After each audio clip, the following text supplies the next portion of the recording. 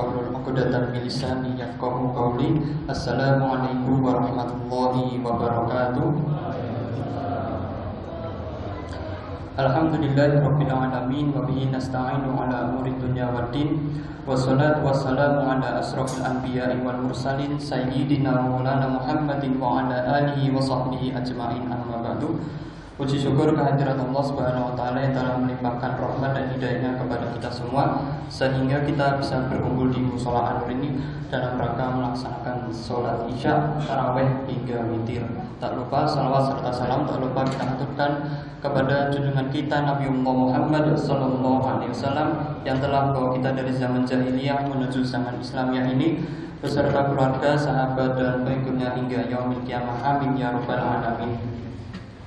Hadirin jamaah salat isya, tarawih dan witir yang dirahmati Allah Subhanahu wa taala. Dalam sebuah hadis yang diriwayatkan oleh Imam Ahmad dari Abu Hurairah, Rasulullah sallallahu alaihi wasallam bersabda bahwa umat Islam itu mendapat 5 keistimewaan dengan datangnya bulan Ramadan. Dan sebagaimana beliau tegaskan, U'tiyat ummati khamsi khisalin fi ramadana lam tu'tahunna ummatun min umamin qablaha. Yang artinya di bulan Ramadan umatku diberi 5 keistimewaan yang tidak diberikan kepada umat-umat sebelumnya. Nah, kelima istimewaan tersebut itu apa aja? Yang pertama yaitu khulufu famis shaimi atau ya indallahi mirrihil miski. Artinya bau mulut yang pertama itu bau mulut orang yang berpuasa di hadapan Allah itu lebih baik daripada minyak misik. Secara jujur kita mengakui bahwa bau mulut orang berpuasa itu tidak sedap. Hal ini terjadi karena produksi air liur dalam mulut dan dalam saluran pencernaan berkurang sehingga menjadi lebih kering. Akibatnya timbul halitosis atau bau mulut yang khas yang tak jauh berbeda dengan ketika kita baru bangun tidur. Salah satu kiat untuk mengatasi bau mulut itu adalah perbanyak konsumsi air putih selama berbuka hingga sahur. Kiat lainnya adalah menggosok gigi sehabis sahur atau paling akhir sebelum masuk waktu zuhur. Nah, setelah zuhur menggosok gigi ataupun siwak itu tidak dianjurkan karena hukumnya makruh. Oleh karena itu, setelah sholat zuhur, bau mulut yang tak sedap itu tidak perlu dirisaukan karena bagi Allah bau seperti itu lebih baik daripada bau minyak misik. Yang kedua, watastaghfaru lahumul malaikatu hatta yuftiru. Nah, yang kedua, orang-orang yang berpuasa semuanya dimintakan ampunan oleh para malaikat hingga mereka berbuka. Nah, dalam keistimewaan kedua ini menjadi keuntungan besar bagi orang-orang yang berpuasa. Kita semua tahu bahwa malaikat adalah makhluk yang tak kenal maksiat kepada Allah, sehingga doa-doanya mudah dikabulkan. Para malaikat itu dari saat imsak sampai berbuka senantiasa memintakan ampunan kepada Allah agar orang-orang berpuasa diampuni dosa-dosanya.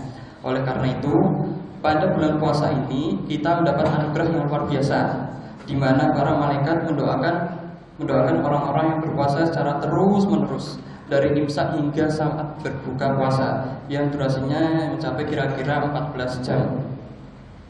Kita sendiri tak mampu melakukan istighfar secara terus-menerus hingga selama itu. Hadirin hadirat Allah Subhanahu wa taala. Lanjut yang ketiga, wa yusaffatu fihi maraddatu syayatini wala yuflisuna fihi ila ma kanu yuflisuna fi ghairihi. Yang ketiga, di bulan Ramadan ini para setan dibelenggu yang semuanya tidak bisa lepas seperti di bulan lainnya. Nah, secara sadar atau tidak, semangat kita untuk beribadah meningkat dibandingkan dengan di luar Ramadan. Sebab karena setan-setan dibelenggu hingga selesainya bulan Ramadan. Ini semua merupakan kemurahan Allah dalam rangka memberi kesempatan kepada kita untuk menambah pundi-pundi amal ibadah kita. Di luar Ramadan mungkin kita lebih banyak berpikir dan melakukan hal-hal yang bersifat duniawi saja. Dengan dibelenggunya setan-setan pada bulan Ramadan, secara teori setidaknya kemaksiatan bisa ditekan serendah-rendahnya. Lanjut yang keempat, wa yuzayyinullahu lahum kulla yawmin jannatah thumma yaqulu yusiku ibadi shaimuna ayyulqu anhum al-ma'unata wal adza wa yasiruna ilaika. Setiap hari pada bulan Ramadan Allah memperindah surga untuk orang-orang yang berpuasa. Kemudian Allah berfirman, para hambaku yang melakukan puasa hampir menemukan hasil dan jerih payahnya hingga sampai kepadamu wahai surga. Nah, keistimewaan keempat ini di mana Allah itu menghiasi surga dengan indahnya untuk menyambut para hambanya yang berpuasa, menunjukkan bahwa ibadah puasa ini memiliki nilai spiritualitas yang sangat tinggi. Kepada surga Allah berfirman, para hambaku yang berpuasa hampir menemukan hasil dari jerih payahnya hingga sampai kepadamu. Nah, pada kalimat ini mengandung arti bahwa tidak ada balasan bagi orang-orang berpuasa.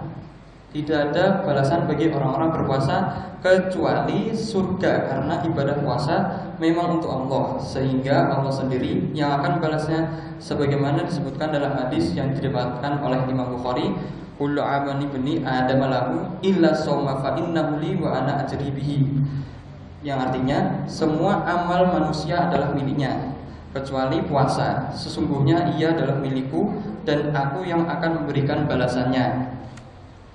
Hadis tersebut mengungkapkan bahwa ibadah puasa urusannya dengan Allah. Allah yang memerintahkan, Dia pula yang mengatur segala sesuatunya. Tidak ada orang sakit atau bahkan mati karena puasa. Justru yang terjadi, orang bisa sakit atau bahkan mati karena makan terlalu banyak atau overdosis. Manfaat puasa juga diakui oleh dunia kedokteran yang dikenal dengan puasa medis selama waktu tertentu sebelum seorang pasien menjalani pemeriksaan darah di sebuah laboratorium. Jamaah yang dirahmati Allah Subhanahu wa taala, yang terakhir, wa yaghfiru lahum fi akhir lailah ila ya Rasulullah. Dan di akhir malam bulan Ramadan Allah memberikan ampunan. Kemudian Rasulullah ditanya, "Ahi Lailatul Qadar, apakah itu malam Lailatul Qadar?" Qala, beliau menjawab, "La, bukan. Walakinnal amila innama yuwaffa ajruhu idza qada amalah." Hanya saja bagi orang yang beramal maka akan mendapatkan pahala ketika sudah usai mengerjakannya. Dalam keistimewaan yang kelima ini, sekaligus yang terakhir, Allah mengampuni orang-orang berpuasa pada setiap akhir malam, dan itu bukan merupakan Lailatul Qadar. Lailatul Qadar sendiri adalah satu hal, dan ampunan Allah pada setiap akhir malam di bulan Ramadan merupakan hal lainnya.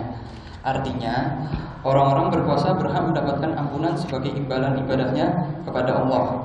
Sedangkan Lailatul Qadar diberikan kepada orang-orang tertentu sesuai dengan pilihan Allah sendiri. Maka beruntunglah mereka yang selain mendapatkan ampunan dari Allah, tetapi juga mendapatkan kebaikan Lailatul Qadar yang nilainya lebih tinggi daripada kebaikan 1000 bulan. Hadirin yang dirahmati Allah Subhanahu wa taala, dari kelima hal ini yang telah diuraikan di atas merupakan keistimewaan bulan Ramadan yang hanya diberikan kepada umat Nabi Muhammad SAW.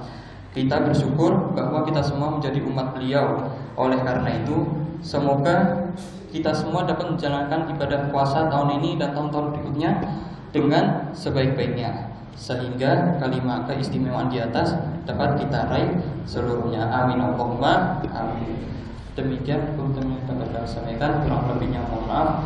Assalamualaikum warahmatullahi wabarakatuh. Assalamualaikum warahmatullahi wabarakatuh.